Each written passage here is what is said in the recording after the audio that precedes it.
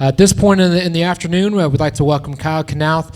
Kyle's from Milford, Illinois, and made the trek over here. And Kyle's relationship with Sunglo and Brandon Yantis goes back many, many years now. And Kyle needs no introduction in the show pig world. If you're not familiar with their operation, it is no doubt one of the most successful in the country in terms of raising high-quality bears and gilts that have won at every single level as far as making influential boars. So if you could, please put your hands together and welcome Kyle Knauth. He's very excited to be sitting up here.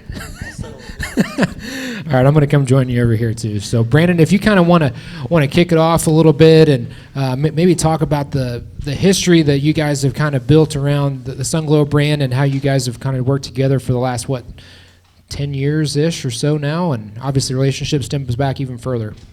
Yeah, and I would say, probably the most notable that Kyle and his wife and children have accomplished that I'm not positive will be ever redone. And if it is redone, it's going to be incredibly remarkable. But the very same year, raising the Grand Barrel at Fort Worth, San Antonio, and Houston all in 1 year is an incredibly remarkable opportunity that he was able to capitalize on, and honestly, not that I was along for the ride by any stretch, but it was really fun to watch that progress over the years and navigate through just how his mind works. And I would tell you, if you've never spent any time talking with Kyle or doing business with him, or if you're a young person that is trying to understand maybe what step to go or what you would like to try to attempt or something like that,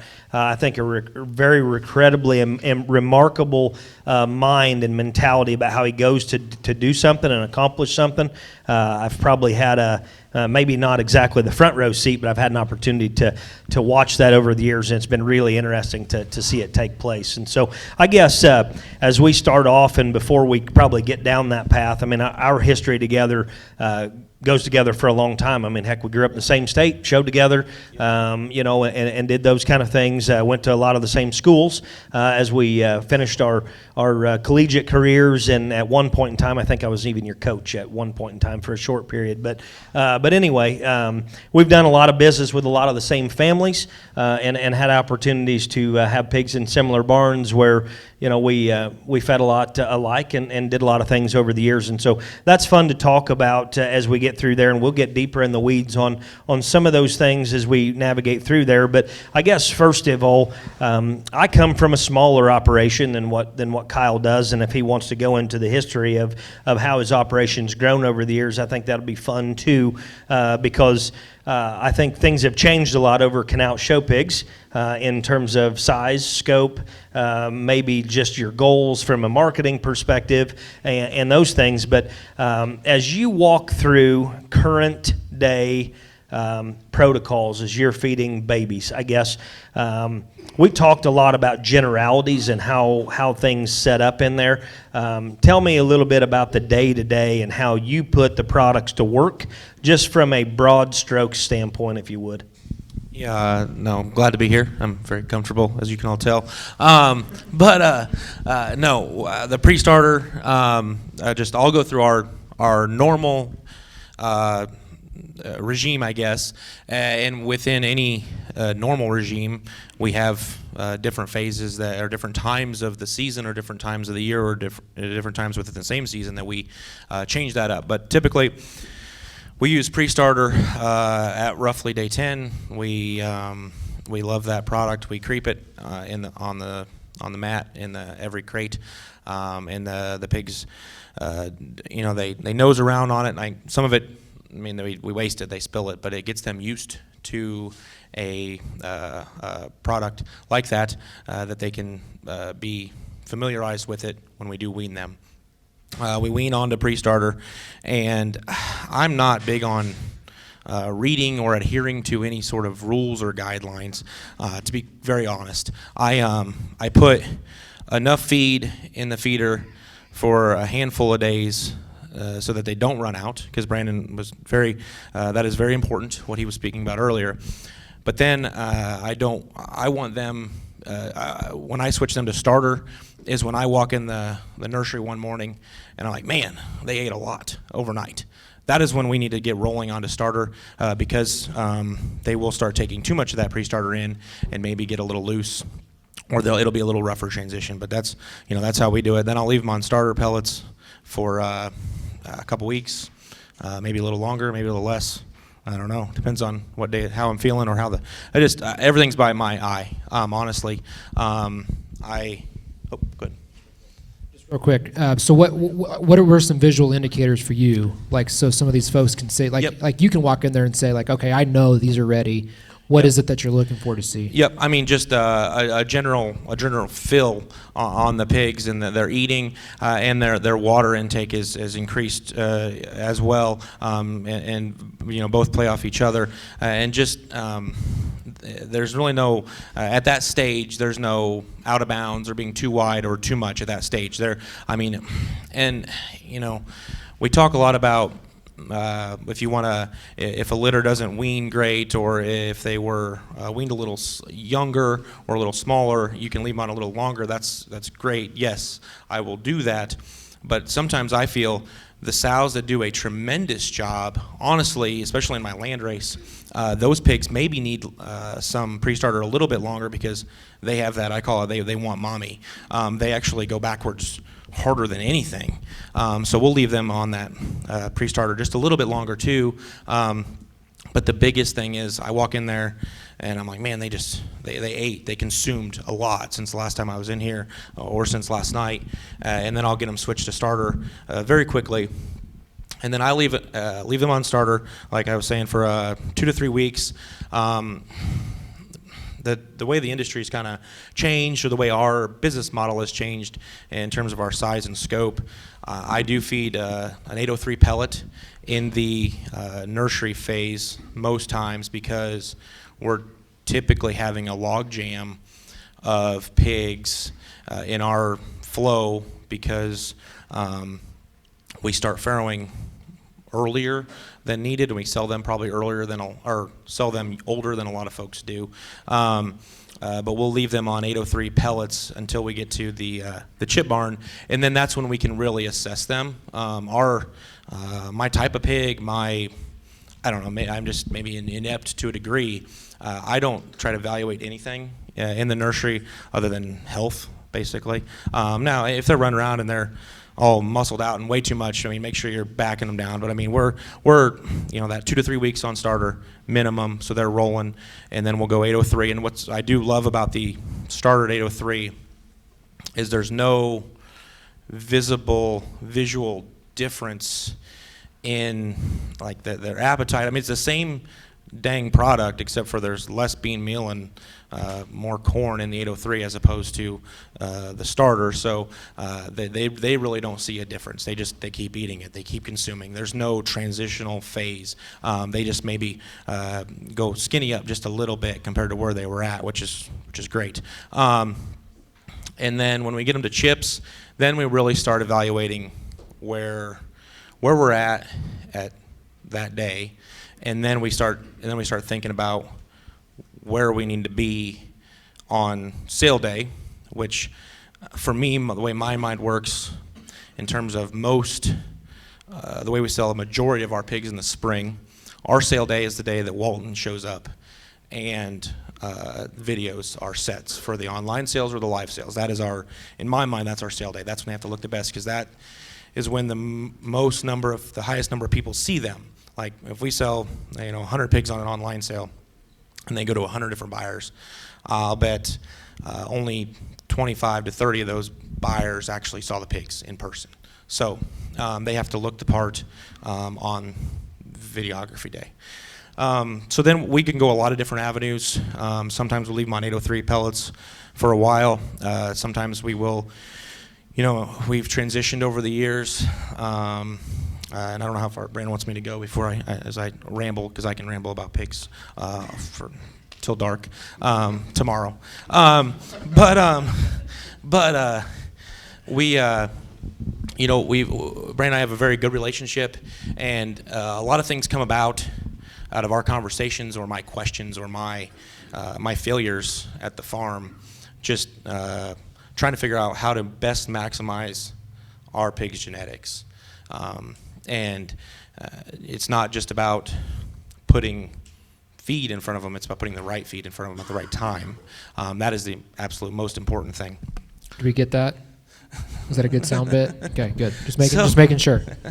So, like, we'll bring them out, and then a couple years ago we were using a lot of transition. We actually had a higher fat transition we would use, and our pigs are unique in terms of our crossbreds, and that's that is the highest percentage of our sows is crosses, and we have a bigger animal that is wide in terms of base width with real muscle.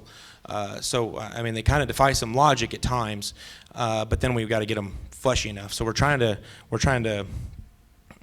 We actually let ours. We sell them later because our maturity curve is just different than most folks. So we're actually selling a lot of them on either we were on a transition or even a 16 high fat custom feed that Brandon developed and implemented for our firm, and I know has been adapted by folks within the industry. But just getting them to the right phase of when you want to sell them, and I can talk in circles all day. My wife always tells me that I lose focus. But I think they call that ADD. Yeah. Well, I start thinking about 17 things at once. Guilty. But don't be afraid to let the pigs just look natural for times. Like, it's okay when you move them to chips and they're not just looking incredible for a few days. The best. They have those transitionary phases, and I think Sunglo allows us at our farm to be able to consume and look the best, no matter if we're selling them at 7 to 8 weeks old, about as young as we do, to 13 to 14, which is the oldest we've sold. But having them on one or two feeds within that whole group, and having the most number of pigs look the part, because we've had online sales with I think the most we had was 189 head on one online sale, and it was in January of 22, I believe, and we had all those pigs were on a 16 high fat eating on a self feeder, and none of them were out of bounds, but they all had enough muscle and enough flesh to appease the consumer.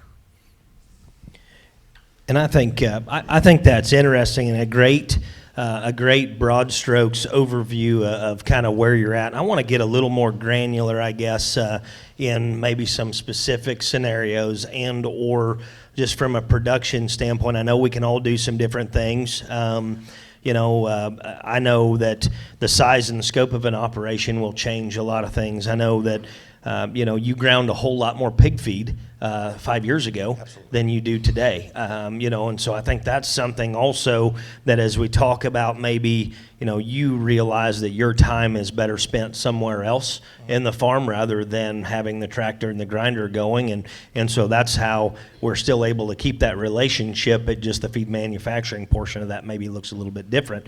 But as we get a little more granular, maybe in your specific production side of it, when and where do you implement any of your vaccination protocols on baby pigs? Let's specifically stay maybe in the nursery side first. And I guess the reason I bring it up is I think that I personally feel that vaccination timing, as well as potentially your nursery setup, whether you're weaning into cubicles that are basically 1 litter at a time, or if you've got to mix 4 or 5 litters like we do at our place, I think that you can add some other stress at certain times of that environment. So particularly at my place, we will come in pre-weaning and do a vaccination protocol 3 days prior to weaning, so that when we mix and those Chesters of mine beat the living daylights out of each other, that we're not adding another stressful rotation from a vaccine standpoint at that timing. And that's the other reason that I personally creep in the crates, is so that those pigs have already seen that pellet, they're used to it, they get their vaccine, they go back, they nurse mom for 3 days, then we pull them and mix and give them one stressor instead of two. I do think that impacts what animals look like at my place as I've navigated through that over the years. What does yours look like? Is your setup from a nursery standpoint variable, or where are you at from that standpoint? So we vaccinate everything the day they're weaned with we obviously give iron and whatnot at day one, but then I try not to touch them in an ideal situation.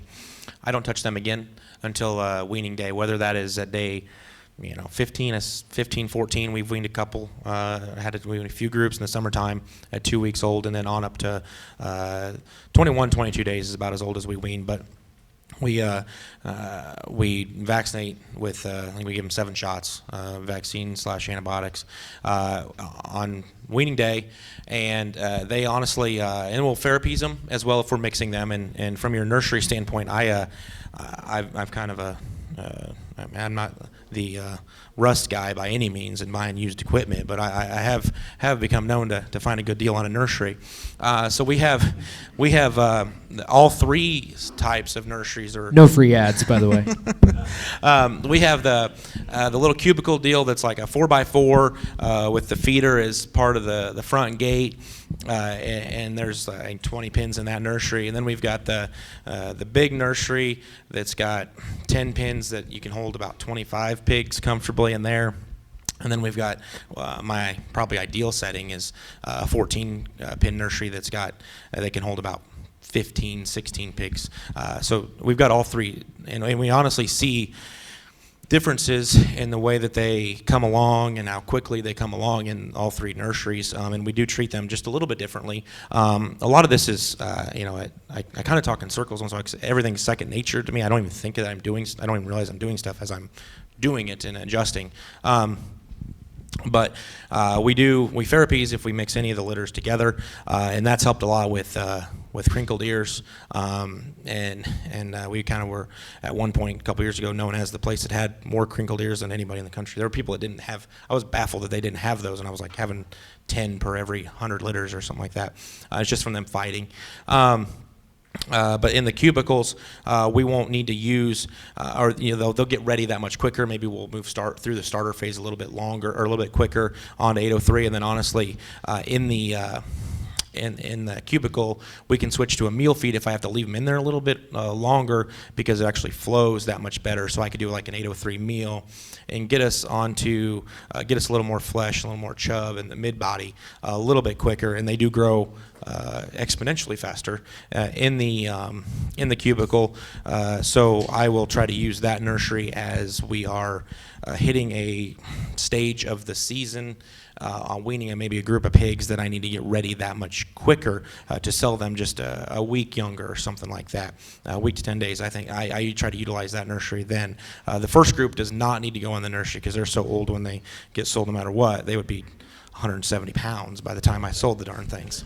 But so they do get weaned to the other nursery. That's stuff we've really thought about. So we actually wean, we vaccinate, we wean, and then we gruel everything, which we take the pre-starter and we take a baby pig restart, which is an electrolyte type milk product, and we mix it up, and we do that for 2 to 3 days, and we put pre-starter on top of the gruel mixture to another way to enhance them.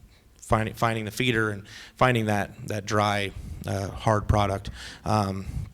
Sometimes overkill, but if they're attacking it, they're getting at least it's probably not necessary for the best pigs in the litter in terms of size and health maybe, but for the littler ones that we just we do throw some back and throw them on another side, but most of the time we're weaning some in a litter that probably had a little rough go and they just were big enough to get rolling, and that extra gruel, that extra nutrition from the pre-starter really helps them catch up. So I do think that's an important key there. So if you're going to run through, I know we talk about averages and those things, and I know it can be sometimes daunting when you're trying to, obviously if you're not running 140 sows, sometimes you're trying to put in a feed order that could be maybe a little bit difficult to try to guess on what you're going to need. Obviously, I know we've had some conversations where you've told me, I think I over-ordered on maybe an extra skid of pre-starter here or there but your size and scope, you can get through that a little quicker than some, obviously. What would you say on average you end up being in that 3/4 of a bag to a litter? Are you really close to that, you think, in terms of volume, or do you see that navigating depending on your nursery at all, or just the size of pigs going in there? More times than not, we're actually probably at most 3/4 of a bag on average per litter. When we're weaned, when we creep, I end up finding myself using about a bag for every 10 or 15 litters when we creep it. And I just go through the nursery and just throw some on the mat. And I can't stress enough how much I think that actually helps that transitional phase. But about 3/4 is probably max. I really do. I mean, I love the pre-starter, and it is an expensive product, but it works so well and so quickly. I think you actually pay for itself the other way, because if you start them on starter, the price difference isn't a whole lot difference in the fact that you're losing days or half a day per day or whatever, just trying to get them there. So I really do think the pre-starter is key, but it is key to, and it changes within your herd to know how much to use, and don't overutilize it, but it is necessary to use for sure. And I would say, depending on size, I know we by no means run 140 sows or more, and those things, and we're a little smaller. But I know when we started and we were farrowing maybe 2 or 3, it was a big difference. And I know in that time, if you want to see absolutely no change from pigs missing mom, you pull the sow out of the crate and leave the pigs in the crate, and they do exceptionally well in that environment. And obviously, at the scope and size of your out, that's not an option, because you have something knocking on the door to get in a crate to get through. But I always think that it's something valuable to bring up, because the less times you move an animal, the less times you stress them with something, they're going to be able to adapt and get the full value out of something from that standpoint. So I think it's really great to be able to do that. One thing I want, and I don't know if it helps to go maybe this way through, I mean, this could be kind of loaded. Obviously, there's been a lot of change in the industry. If we look at, and Nathan could go through some of the changes in terms of maybe numbers of animals that have been at county fairs and some of those kind of things, in terms of maybe the numbers of animals that people are putting on feed. Obviously, it's changed quite a bit, and you've seen the industry navigate some different changes. How has that impacted maybe your approach on how you feed your baby pigs versus maybe 10 years ago or 7 years ago, for that matter? And not that I want to add a lot of depth to that, but also looking at the end in mind, which I think is valuable as you look at marketing through, whether it be online sales or live sales or just the season of the year. Do you feed those things differently, and at what stage do you start to make that change? It's obviously not in your pre-starter. That's not where you're making that change, saying, well, I'm going to sell this pig at a live sale, so he's going to eat pre-starter for 2 weeks, right? You're not making that call. But where I'm trying to go with it is, as you see those changes, when are you starting to implement different changes as you're feeding those baby pigs, and what stages? Yeah, there's been a lot of change, and we've kind of been at the highest of highs in terms of numbers. Like I alluded to, the 189 online, and we won't do that again for a multitude of reasons. Yeah, it was a lot, but it was I've always I want to have the best pigs, be prepared the best for selling, and have a chance to go win. And then there's every level of success. We sell to customers that they failed if they didn't win the Indiana State Fair, and then we sell to customers that if they won their class, at a 20 head jackpot. That they were successful. They that was their project. That was their goal. So that's what you're going to have when you have that many pigs to sell. Our approach has changed from a standpoint of the way we prepare them to sell, not necessarily in feeding them per season. Within the season, it's the same. We're just trying to sell them at the right size for the pig, but we built a couple barns that instead of having 10 head per pen on a cell feeder, we have 2 to 3 to 4 head per pen on I don't want to say it's not a cell feeder, it's where they're hand fed, but they're not limited by any means, which is odd to say, but that actually changes. It's amazing that if you're just hand feeding them as much as they want, they actually look different in a good way. In the same amount of feed, and they're content, but you're getting them to consume at the right time and the amount of feed that you need them to consume. They're actually consuming more, I think, rather than on a cell feeder. And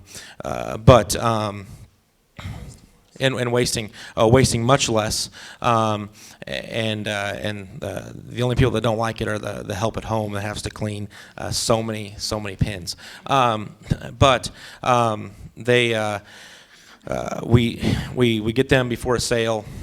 Before we plan, we have a video shoot with Walton on the 19th of December. So I'll just kind of run you through. We've got pigs on chips right now that are anywhere from they're what are they 5 weeks old or 6-7 weeks old, the oldest ones.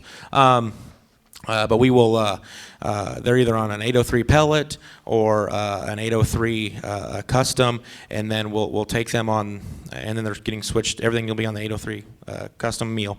And then we will get them, that oldest group, taken to the other barns and assess again, because every time we move them from one barn to the next, as we go from the farrowing house to the nursery to the one chip barn, then the big chip barn where we kind of assess everything and see what we've got to sell, and hopefully it's a good, hopefully they look good, otherwise it's a poor day.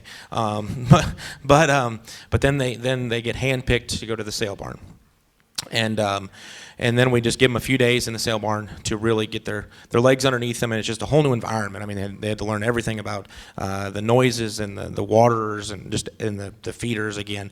And we'll hand feed them, and then we'll probably get switched with that older group to the 16 high fat, and just everything from the way that the industry's changed and selling fewer pigs. We have to maximize our dollars on each pig itself. Because we're selling fewer of them by percentage. If we have in this first group, I think we'll have close to 150 pigs, and I really hope to sell 75 to 100 of them. So we have to maximize what each pig's potential is, and at the time what they need to be being fed for video day and sale day. But we're just selling fewer pigs, so we're trying to get as much, as many dollars, and those dollars turn into getting. It all works backwards, basically. If I can get the good pigs into the right homes, and we can win shows, we can do it again. We sell out of pens of 3. They're all trained and washed, and they're not quite wet broke as a whole, but even that is becoming. That's just because your pigs are crazy. That's because my pigs are uniquely unruly, I guess. Even the Durocs, the help at home is like, man, I thought Durocs were supposed to be tame. I was like, yeah, I know they were everywhere else, but these are not. But we sell out of those pens of 3 and 4, and they're fed 3 times a day, morning, noon, and night typically, unless I feel that they're starting to maybe go a little too fast or get a little too much. I skip the lunch portion, and that's how I kind of manipulate intake just a little bit. No, I think that's great, and if you would, I guess I alluded to it earlier. I think it's been really fun to watch. Your farm, the progression and the transition of bringing specific genetics in. And one thing that I think is, if you followed Kyle's program at all, his base is his base, and that is his core. What I think is really interesting about that is you've went outside and you found some genetics that brought to the table what you wanted to do without sacrificing your base. And I think it's been really interesting to watch that over the years. And as we've had conversations that would maybe last for an hour, that would start as, hey, this is what I'm trying to deal with. How do I make these look like what they do? Maybe whether your frame size is downsized a little bit. Maybe you've brought some genetics in to increase flesh or maturity or whatever it may be. It's been really interesting to watch that flow navigate. And I guess as you're going through that, and as you've watched that change over the years, you found yourself needing to adapt or to use some different type feeds. It's why we've built some custom diets together that honestly started as you grinding a lot of those diets on your farm. And then they transition to coming through one of our manufacturers and those kind of things to be able to make that happen so that you could spend your time elsewhere. I guess I think it's been really interesting to be involved with that along the way, and appreciate the opportunity to be involved with that. I guess what I would like to know there is, as you have went through those changes, where are you today? Where were you 7 years ago? Are you feeding those different? I think what's really awesome is that you can have an online event, and we can pull up to the house and look through pigs, and they'll be anywhere from 40 pounds to maybe 120. And obviously those animals are at different stages of their maturity. Your maturity curve of your gene pool has navigated a little bit over the years. I think that's been awesome to see. But current day, the gene pool there, you're probably pushing a little more muscle. You're probably pushing a little bit more bone, a little more feature. They've downsized considerably from 7 years ago. I would say your scope and operation has also increased in size at the same rate, probably. How are you feeding the current day pigs at, let's say, sale time as they transition into that 3 to 4 pen setting or going to a live event? Yeah, most of our discussions that we have stem around me needing to fix an issue I've got in terms of the timeline that I'm with for our sales, or the genetics of our hogs. And my stuff is traditionally known for being real neat looking and flat backed with shape, but that's not the easiest animal to feed for the customer at times. But it's also really challenging to fight the maturity curve that they possess to get those pigs to look good enough to sell them, even if you believe in your heart of hearts that's going to be a really good pig at the end. Selling the pig is the most important part, to at least get them in their hands. So we had to, I don't remember if it was the transition or the 16. We were selling them, and everything stems a lot of our operation is I expanded rapidly. Brandon alluded to the 3 barrows we won with. I guess I had to tell a backstory every time, but we won those 3 barrow shows. We had 60 sows, those litters, that fall. We kept 60 gilts out of that fall's litter, so immediately we went from 60 sows to 120 sows overnight. So we got big really quickly, and we didn't have the farrowing capacity for all those sows. So instead of adding facilities at the time, we just made the pigs older. So we were dealing with bigger pigs that needed to be sold at an older age. So that's when we kind of came up with the higher fat transition and the higher fat 16 custom stuff to be able to make my pigs look selling what it takes to sell them in terms of flesh. Without being way too muscly or just too plain and blah.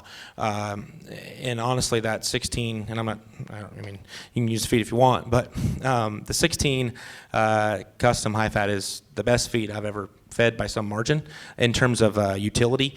You can put, anything from a 40, 50 pound pig on it that's got plenty of muscle on up to, I have pigs for my kid to show this winter that are 120 pounds up on it, and I just feed them I put feed in there, and they're as close to ready to go show, without having to mess with them or tinker with it and put a bunch of extra goodies in there as anything we've ever fed.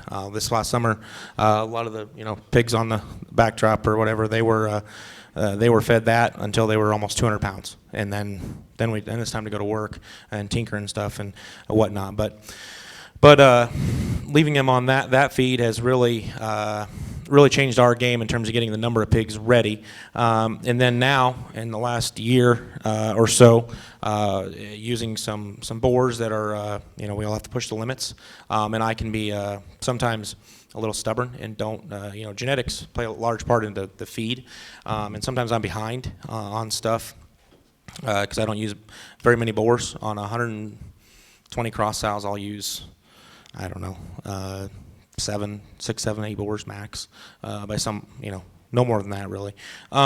So we're trying to keep, and that's what helps me know what I'm going to get, I guess, whether it be get to in terms of my selling timeline or get to telling the end consumer, the customer, what they should expect after they buy the said pig. But this summer, I was struggling a little bit because our timeline wasn't hitting right, and we went to a pig sale, and the pigs were very good. They were kind of between phases, and I just didn't know what to do. And then I sold the pigs, and it went great. And then I called Brandon. I said, "This is what I'm dealing with. I've got 2 weeks to my next set." And he said, "Well, get some of this." And I think I went and got like 3 bags from your house, like 3 bags of it, and fed it. And if the first sale went great, that sale went exceptional. And it's this 803 custom that I can leave the pigs on it for quite a while and keep them looking sale ready. And then there is a phase where you need to bump to the 16. At some point, they start to just you need to let them go, I guess, right? For lack of a better, I'm not real sciencey, but you need to just let them be pigs, let them eat, consume a different set of nutrients. But I mean, I'm trying to, I guess, I say a lot without saying anything sometimes. But if you ask questions and know what you're asking or know what your goal is, and you can let Brandon or Nathan, they'll get you the right set of nutrients to get your pigs where you want to be. And I don't know where that is in terms of, is that ready for a live pig sale? Is that ready for an online pig sale?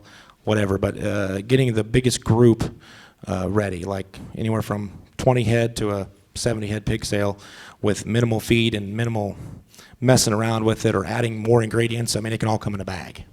So.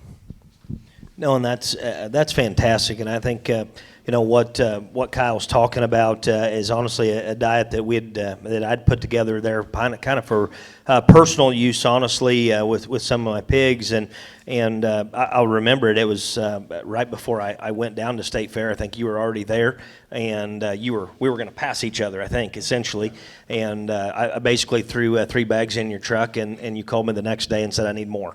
I believe is what happened in that deal, but is a diet, honestly, that I've tweaked just a little bit, and it is more expensive.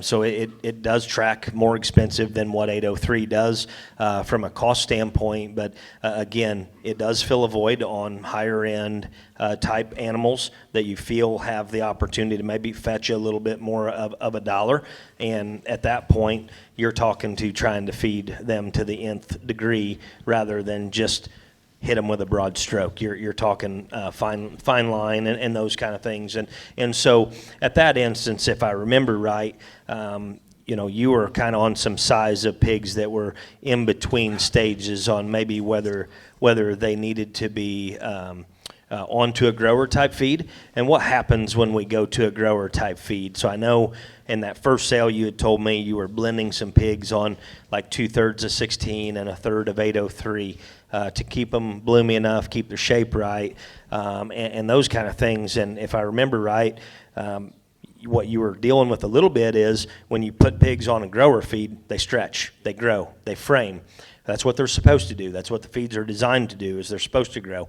We don't want to keep them this size forever, but they're a lot easier to sell when they're this size than when they frame and grow 3 inches overnight and they get a little awkward. It's no different than the teenage years, if we want to talk about that in terms of people. I obviously never grew 6 inches in a summer.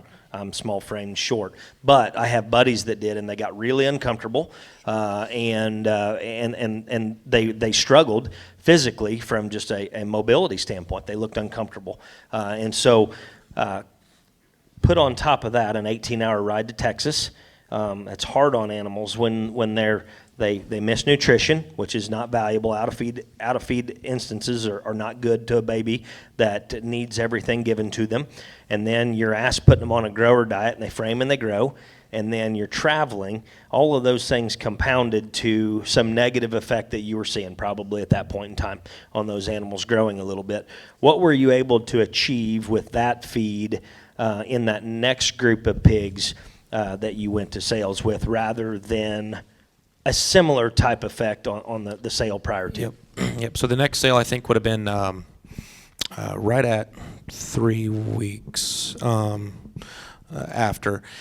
And so we got into our next group. And where we struggle a little bit at home is that void or that where they need to frame.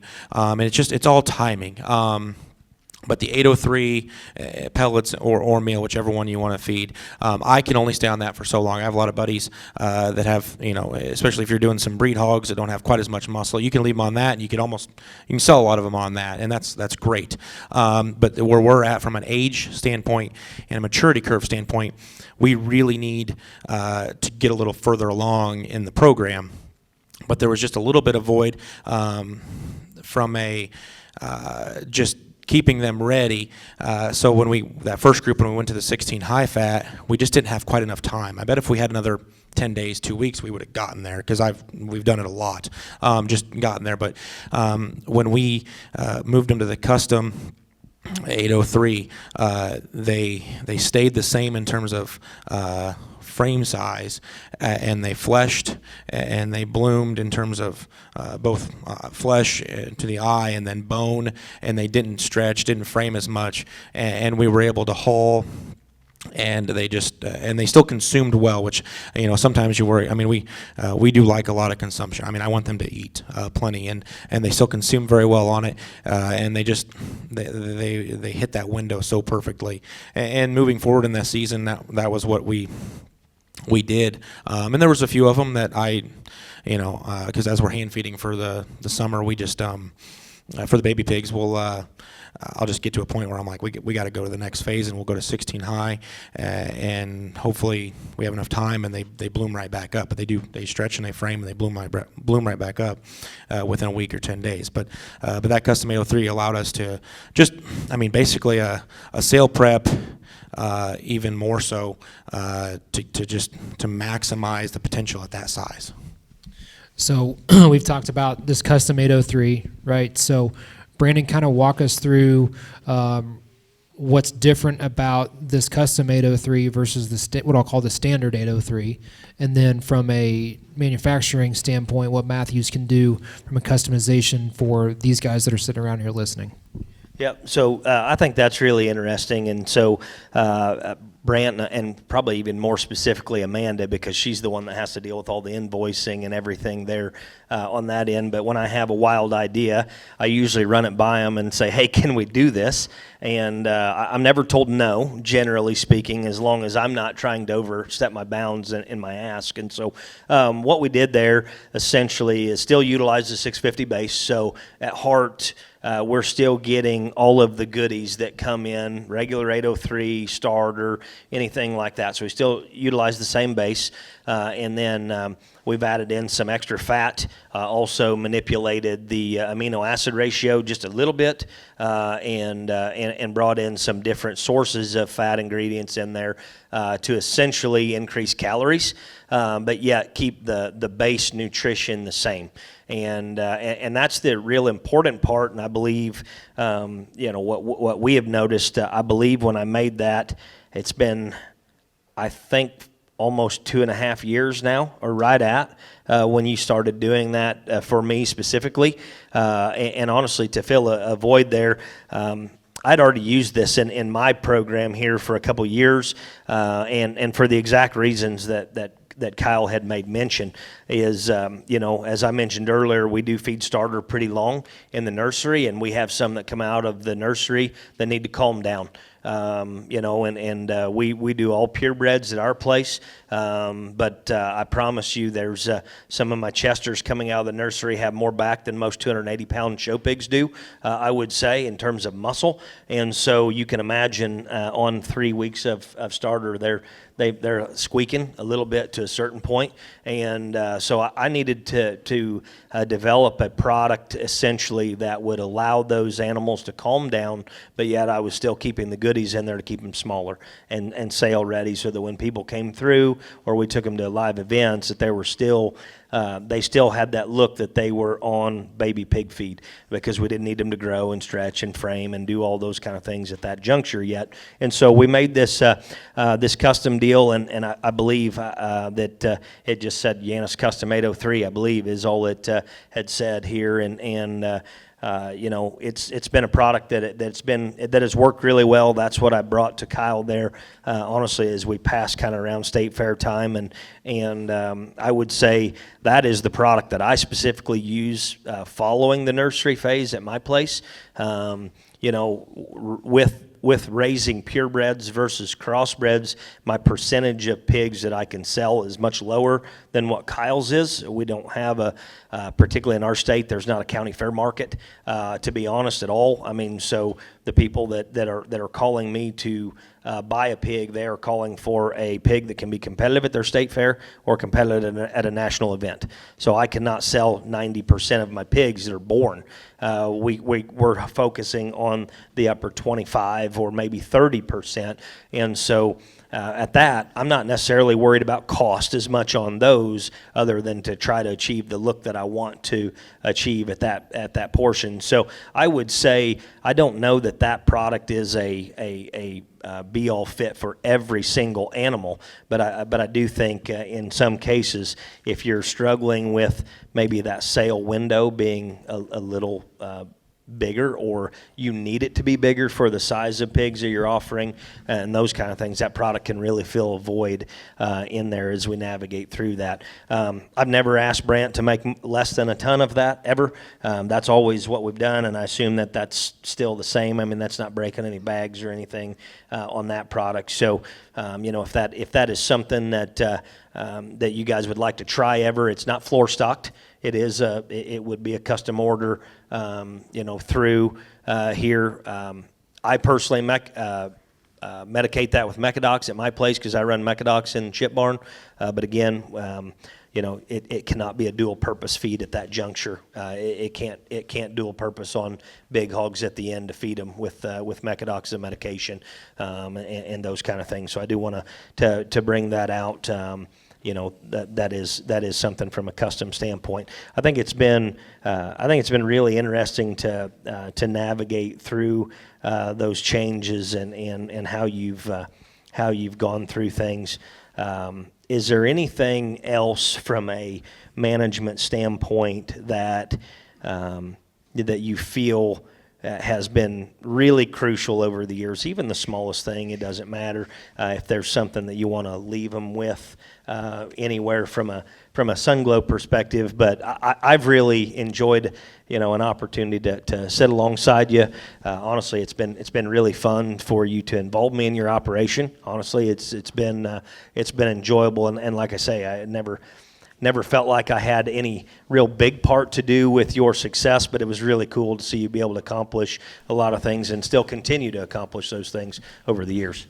Yeah, from a feed standpoint, I always, I'm always a little nervous about where we're at, or we're getting ready to video. Like I said, videography day is sale day. Just kind of let the feed do it for you, and make sure you're feeding. Like we've kind of talked about the starter feed, and then the 803, and then go from there. Whether you're doing a live event or an online sale, or just selling them off the farm. But typically, when we're 2 weeks out from a sale, say we're going to Texas in August, and we're 2 weeks out, and I'm nervous that I don't think they'll quite get ready. That's probably they're the perfect size. They're the perfect age. Just don't get too ahead of your skis. It's just like feeding a show pig for the end. These things change so rapidly, especially on Sunglo, due to the quality of ingredients in there. Because I'll be very, very candid. I've tried all the feeds, and there's a reason I'm sitting here, because from a standpoint of our size and scope and getting the highest percentage of pigs ready in our operation, we feel that this is the best, and that's not come without some customization, which within anybody's operation, I'm sure these guys would chat, and they that's what they're there for, is to help you, just like they helped me out. But just let the feed get them ready for you, as long as you're feeding them the right product at the right time. That's the whole key. I try to make everything sound simple. I don't know. Raising show pigs is really easy, is what Kyle's trying to say. Just have 170 sows and you can do it. As we start to kind of wrap up here a little bit, and first of all, thank you, Kyle. Thank you for today and for your business and friendship. We really appreciate it. Does anybody have any questions for Kyle or for us, or about anything that we talked about today? I know that you all are busy and you're getting fired up for holidays and stuff. Got to get back, but we're happy to help. So if you got any questions, we can take the next 20 minutes or however long to answer some in front of everybody. So if you got any questions, let us know. So as we walked through and navigated through some of those stepwise procedures, if you look at any kind of young animal nutrition, they're going to need a higher level of a lot of those. When you look at a percentage standpoint in the diet, and one major reason is their feed intake, right? And so if you look at the ability for them to naturally consume feed volume, it's quite a bit lower when they're smaller. We're hoping that first day of weaning, that nursery pig's going to hopefully eat 1/4 of a pound, is what we're hoping. And so whereas they navigate through there and maybe they've been on starter for 2 weeks, we're hoping that they're going to consume 1.5 pounds or 1.25 pounds of starter at that particular juncture. So as you look at it, not only the percentage of lysine, but you also have to factor in their feed intake and everything at the same time. But as you navigate through that system, your percentage of lysine is going to decrease. That will be your first limiting amino acid that is going to help with muscle shape and expression. Honestly, that's why I feed starter longer in the nursery phase, is because that is the phase that I want to manipulate muscle, and I want to make sure as we put in wean groups and we have we have maybe Durocs, spots, and Chesters is what we raise, and we potentially have all 3 of those in the same wean group. The Durocs aren't going to have as much natural shape. They don't when they're 280 pounds. They don't when they're 50. And so we've got to feed those a little more aggressively. That's why we'll feed our starter a little bit longer on those pigs in the nursery. So if they're all sitting in there together, we're going to stay on starter and realize that we're probably feeding better for the red one. We're probably not feeding perfect for the white one, but I can figure it out in about 2 weeks once we get into the chip barn.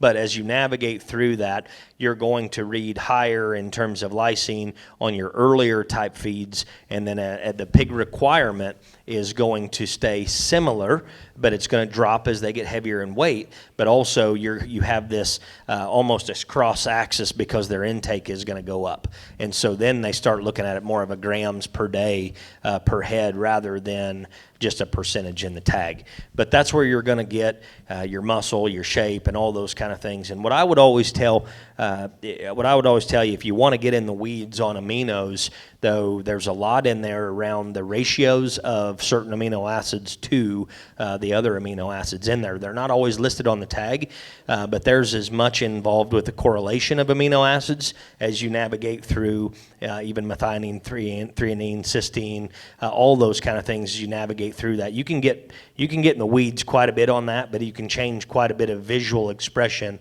of what those animals look like. And so, and I'd made a comment on the 803 custom that there is an amino acid ratio difference in there. There's not a difference in the percentage of lysine. The percentage of lysine in that feed stays the same, but it's a ratio of other amino acids that change a little bit, which manipulates the outward expression of what those animals look like, to be honest. So, yep, I figured that's where you were going with the question, but honestly, I always tell people I hate feed tags. Honestly, I'm in the business, but I don't like them because you can learn something from them, but you can't really learn the whole story. I mean, I could make 5 different 16% feeds, and they will not feed the same, and they will not look the same. And so I always think it's you got to be very cautious to look at a tag and then always put them in a bucket.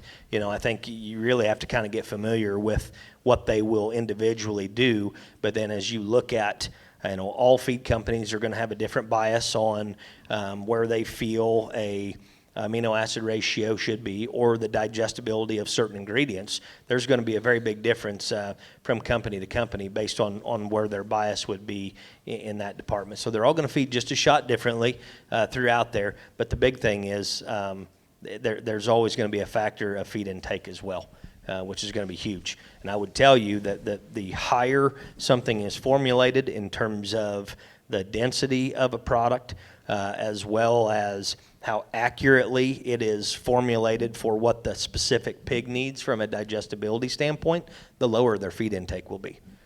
When you have something that eats a tremendous amount of feed, it's because it's not formulated as perfectly, is why they need to eat more feed to be able to get what they're wanting. And so, I think as you look through all kind of feed, even as they get bigger and heavier in weight, we all like to sit and watch our pigs eat. That's great. But if I used to hear stories of people would say, well, I got my pig to eat 12 pounds of feed. I've never gotten a 280-pound pig to eat more than 6 pounds of feed. Honestly, I don't want them to. If they're eating 12 pounds of feed, they're eating 12 pounds of stuff they probably don't need to be eating, to be honest, to try to get something out of it. And so that's going to go a long ways, and that's the really nice thing about some of the things in a bag and building stuff from base is all of that science stuff's already done for you. When we bring something to a manufacturing location, then we're putting in commodities and corn, soy, fat, and oats and making a complete diet. But all your really integral stuff is already tended to and taken care of for you. Great question. Yeah, I think one really important thing, Brandon, that you touched on, that sometimes the feedback that we sometimes get as a company is, well, my pig didn't eat as much pre-starter, starter, whatever, as X other brand. Well, Brandon, I think you answered that really well, but if you even want to tie in, just spend a minute on that a little bit more, just from a nutrition density standpoint, and what the difference that we're doing purposely at Sunglo to offer a more nutrient dense type of a feed, and the reason why maybe we're not going to be consuming as much. Obviously, we want them to eat, right? But at the same time, there's also that fine line that we have to walk. Yeah, and I would say if you look at the history, and I alluded to some of it earlier around, the Ackie portion of our business and then the Cargill portion of our business. I mean, there's a significant amount of pigs in the world fed, whether they're a show pig or not, are fed some portion of a Cargill Ackie type feed. And so if you look at a lot of that stuff all the way through, again, there's going to be a lot of nutritional bias depending on availability or digestibility, and those terms change a little bit on digestibility and then availability, because they have to be able to absorb it and be able to use it. And so, I know that we have a very extensive testing research facility in Elk River, Minnesota, that we do a lot of testing on. We do that at the commercial level, and we have a lot of discussion that goes down to our commercial technical team, to where we implement new products in the show side. And so the interesting part about our business is there is we used to have this a long time ago saying that it was kid tested, mother approved, but it was kind of commercially tested, but yet there was some scientific benefit and value to why something was in the show space. And so, we feel as a supply, if you want to look at pig nutrition and their needs, if you want to look at supply versus demand, so the requirements that they have to hit maintenance and grow and perform and all those things, and then the demands that we're going to offer in that feed, we feel through our research and those things that we have hit that at a very accurate level, to not have a lot of waste in terms of increased intake or putting products in there that maybe don't really help from a digestibility, growth, and performance standpoint.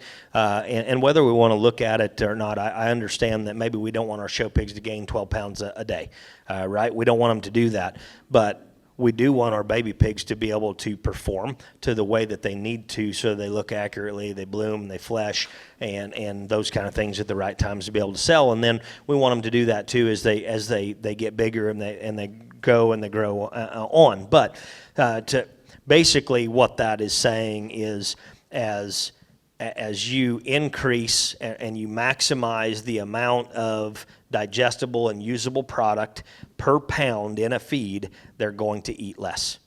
They are, because they eat to a requirement. And once they've hit their requirement, they don't overeat a lot, unless there's some real gluttonous pigs, which we've all seen some that are very gluttonous, that'll do some damage to themselves. But in generalities, they're going to consume a lower volume, and overall, because of what we've supplied in per pound, essentially.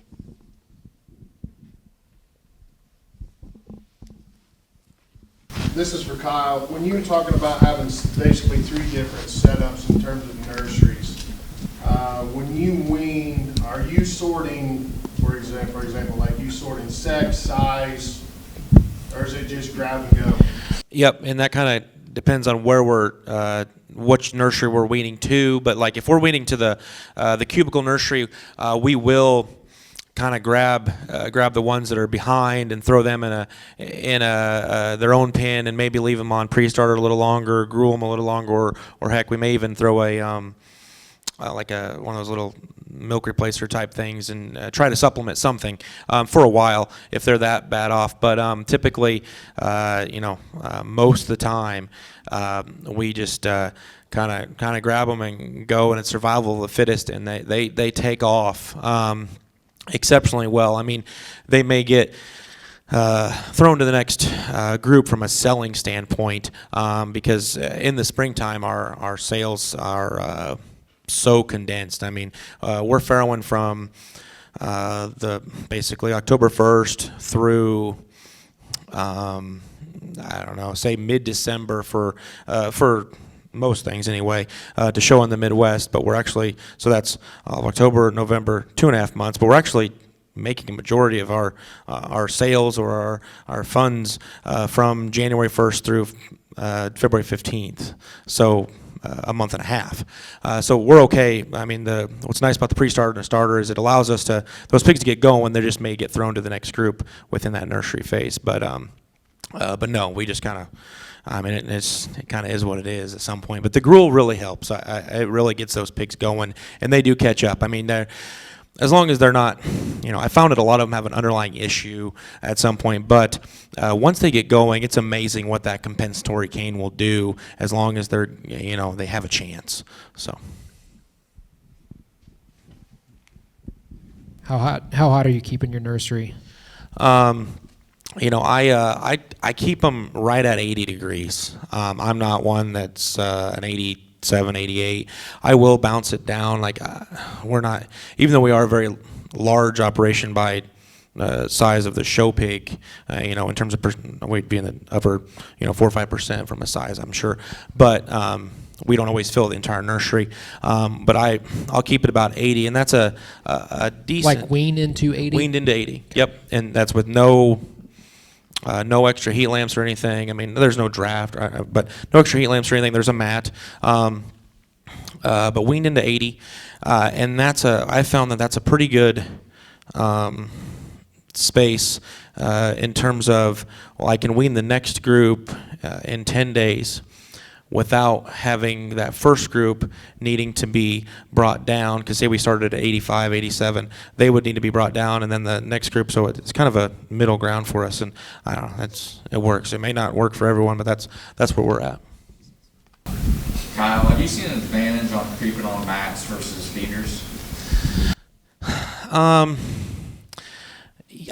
I like the mats. We've tried the feeders. I bought all those little clip-on things, and they just end up making a mess in the darn things, and it ends up making me mad. And we don't do much milk replacer at all.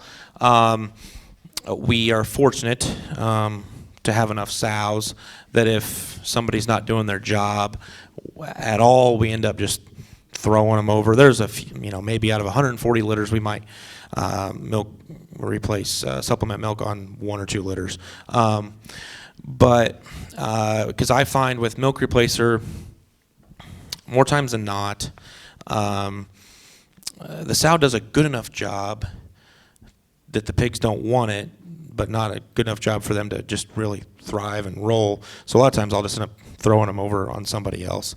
But yeah, I bought all those things. I think I bought them twice now over the years, and they end up peeing in them or whatever. Just they get disgusting, and so I just do it on the mats twice a day. I actually utilize pre-starter, and then if I feel they need a little bit more supplement of something, I'm no scientist like I said before, but I use an iron and mixture with actually some potato starch that does help with scours, but I use that mixture, and I found a dual purpose to help them actually get rolling and just get healthier and just get better, feeling better. I think my experience with feeders is that when you put feed in them, they don't find it for like 3 days. And so we generally have our mats right underneath or right beside the feeder, essentially. And we'll start on the mats, but it takes them like 5 days to find feeder, generally. So we kind of do both, but You have down-eared pigs, though. I feel like if they're not on the mat, I think they struggle to find it. Personally, I don't know what you've seen or not, but I do think they struggle to find it unless it's right there in front of them. What have you done, Bradley? See, I like the creep feeders. That's what I was asking. I feel like they waste it more on the mats. That's what Oh yeah, they waste plenty of it. I mean, and they just, and I don't. I mean, I know they're eating some because we see them like after a couple of days they'll end up you see them consuming it. But I just feel if I don't, or if I, if I'm gone for a few days and somebody didn't do it, didn't told to do it, then I'll come back and I'll start creeping them again, or throwing it on the mats, and they attack it like they've been waiting for it. So I do feel that they at least, yes, but they do. You're right, they do waste it. And then on the custom 803, what's the biggest? Is it more of a bulk, more chub, or what's the main difference you're seeing between the two? Yeah, I kind of that with not allowing them or having them get big as quick, so it just extends your sale window of that pig, so you can try to hit that. And especially as the live sales continue to come back, it's ever more important. But they're, if you come off and you need to of 803 or a starter, and they're a lot, especially dealing with a lot of crosses, they're real shapely and hard, and you just need to tone down a little bit, but basically be the same size or a little bit bigger without losing a little muscle and shape and massing up and bulking up. I mean, that's what we saw without, and we were able to leave them on that for, a handful of weeks without kind of just, where they just kind of stalled a little bit. I call it, not, that's not, I don't say that negatively, just we needed to go to something else. They needed more feed, or they needed 16 basically. So. Going to a tag, is that actually less protein or the same? Protein's going to be really similar. Honestly, I would tell you that calories are higher on that side. But like I said, there is a tweaked amino acid ratio in there, which is why they will stay safer on that. So I would tell you, if you're dealing with something that has the ability to push, but you still need to keep them little and cute, I do think that's a very, very good diet to go on to, where you can still maximize your sale readiness, you can maximize your bloom, but yet you're not going to push too much from a stifle set or just sheer muscle, and they will get better in terms of body shape, forerib shape, and some of that over time, obviously. I mean, it's not going to take a wiener dog and make them fat and puffy, obviously, but you will stay a little smoother from a muscle expression and those kind of things, and stay safer in terms of skeletal width behind, I personally believe, and then you will help with body shape and bloom and those things as well. You're able to stay safer longer, so I think it will extend your sale window, in my opinion. That's what I have noticed personally. What's your guys' opinion of the industry, the economy? I mean, numbers could be down. Is that possible? I don't know that we've seen much, but we have this constant increase. Our month, September, October, looks like a year ago, maybe slightly higher. But what do you think we have coming into the Midwest sale time? They're here because they're raising pigs and they're going to sell them. Yep. I'm here because I'm in the feed business. So what's your thought? So I would say, honestly, when Nathan and I got to talking and thinking about maybe doing something like this and having this opportunity, that's something that we actually talked about a little bit. And I think from, if you look at the fall or late summer, I think that as a whole, industry as a whole, I think semen prices are as high as they've ever been.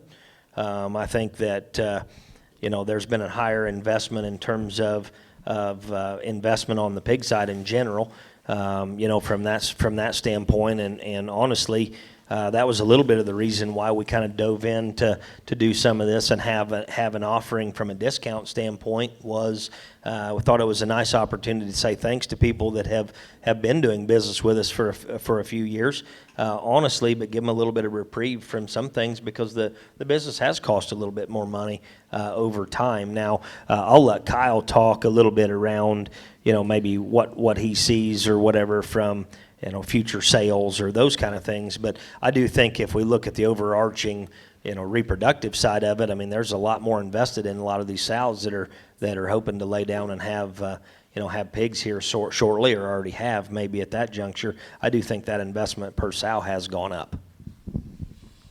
I'm not sure what spring will be. I know the fall sales season, the live sales were less crazy in terms of you're always going to have your top end, very, very top end pigs from a valuation standpoint, but then the middle tier pigs in terms of price, not quality or anything. I mean, some of our best pigs sell for $200, but the middle tier priced animals decreased by, 30 or 40%.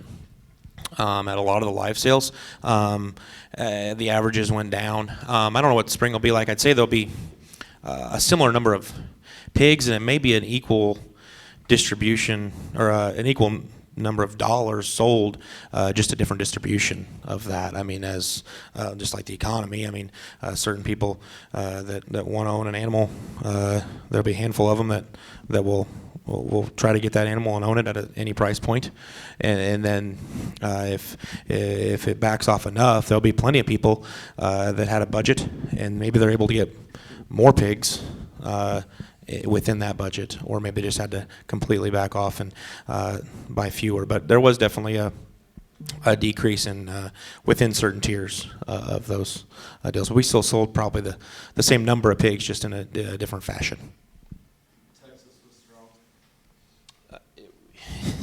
It was very good. It wasn't asinine. 22 and 23 were kind of unreal, something that you'd never think you would, I guess, see or do in our firm in some aspects. But it was still very, very good. It was more realistic, I guess, from a percentage. It went along with probably closer to Midwest in terms of what you would expect. It wasn't that extrapolated 10x. I guess my view of it would be, as people begin to spend more and invest more from a sow perspective, obviously they've got to get a return out of that, or they can't continue to do it, right? So they can't keep buying $10,000 breads, generate hardly any money, and continue to do it. So I think from my perspective is, as people begin to invest more and spend more, they also expect a higher level of service.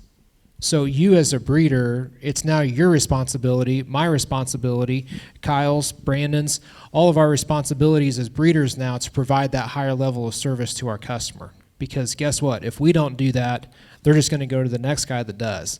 And so if I'm going to spend more money on my son or my daughter's show pigs, I in my mind am expecting that guy or that gal that I'm buying that pig from to give me that kind of service, that kind of feedback, that kind of check-in. And it's also my responsibility as the buyer to let that guy know or that gal know, hey, here's my weekly check-in. We weigh this, we look like this, here's my video, XYZ, so then they can then kind of help gauge and help that person help him in the long run. So I would say that overall, that selling the lower end pigs is probably going to be tougher, just being honest.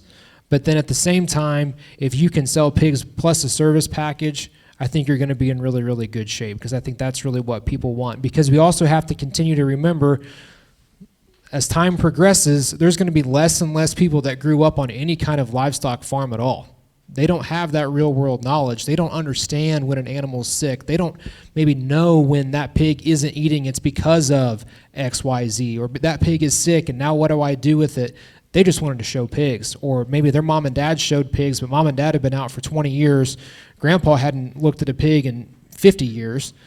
So as we continue to progress here, there's still going to be folks that are wanting to do this. It's our job to now invest in them, but then it's also our responsibility to kind of feed back into them and kind of teach them some of those real world things that maybe we're just kind of taught intrinsically, just how they grew up. So I think that's another piece of it too. Give Kyle a round of applause. Thank him. Thank you very much, Kyle, for driving over, for your business. We really appreciate it all. Thank you to Matthews Feed and Grain, Brant and Amanda. If you guys could give them a big round of applause for hosting this and continuing to make high-quality show feed. They legitimately make some of the very best feed in the country, and we are so fortunate to live in this radius to be able to utilize a partner like them and a manufacturer like them. So that's all I've got.